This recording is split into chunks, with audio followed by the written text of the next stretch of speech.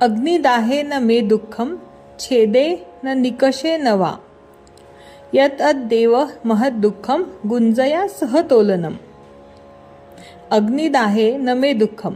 आता इथे सोनं आपल्याला सांगतंय की हे सोनं म्हणतं माझी परीक्षा करताना मला अग्नीमध्ये आगीमध्ये भाजतात, त्याचं मला दुःख नाही. छेदे न निकषे नवा. माझे तुकडे करतात, अगदी बारीक बारीक कापतात, मला ठोकतात, त्याचंही मला दुःख नाही. यतत देव महद दुःखम गुंजया सहतोलनम. पण माझी शुद्धता सिद्ध झाल्यानंतर सुद्धा माझी तुलना गुंजाच्या त्या एवढ्याशा बी बरोबर करतात, याचे मला फार दुःख होते. थोडक्यात सोनं सांगतं की माझ्यावर कितीही कठीण परीक्षा आल्या, संघर्ष आला किंवा कष्ट आले तरी मी त्यातून अगदी तावून सुलाखून बाहेर पडतो, त्यामुळे मला त्याचे दुःख नाही. पण मग या सोन्याचे सर्वात मोठे दुःख आहे ते कधी कोणते?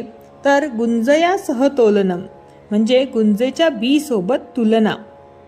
मग हे सोनं म्हणतं की मी अमूल्य आहे, मी शुद्ध आहे, मी माझी स्वतःची किंमत अनेक पटीने अधिक आहे. अशा माझ्या मूल्याची तुलना एका सामान्य स्वस्त गुंजेसोबत करणे हाच माझा सर्वात मोठा अपमान आहे. खरं तर हा श्लोक केवळ सोन्याबद्दल नाही, तर माणसाच्या जीवनातील मूल्यांबद्दल आहे. तुमच्या आयुष्यातील अग्निदाह म्हणजे तुमचे कष्ट आणि संघर्ष, तुमचे छेद म्हणजे तुमचे अपयश किंवा वेदना, या गोष्टी तुम्हाला दुःख देतात, पण त्याहूनही तुम्ही अधिक शुद्ध आणि अधिक मौल्यवान बनता. पण तुमचा सर्वात मोठा अपमान किंवा दुःख हे कोणते?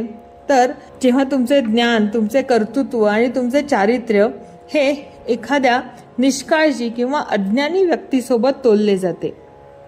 जेव्हा तुमच्या मेहनतीचे आणि मूल्याचे महत्त्व न ओळखता तुम्हाला सामान्य मानले जाते. आपल्या जीवनातील कठीण परीक्षांना कधीही घाबरू नका, त्यातूनच तुमचे खरे मूल्य सिद्ध होते. पण तुमचे मूल्य ओळखणाऱ्या लोकांमध्ये राहा आणि अयोग्य तुलनेमध्ये स्वतःचा सन्मान कधीही गमावू नका, हाच संदेश आपल्याला इथे सुभाषितकार देऊ इच्छित आहे. कारण तुम्ही गुंज नाही तर शुद्ध सोने आहात.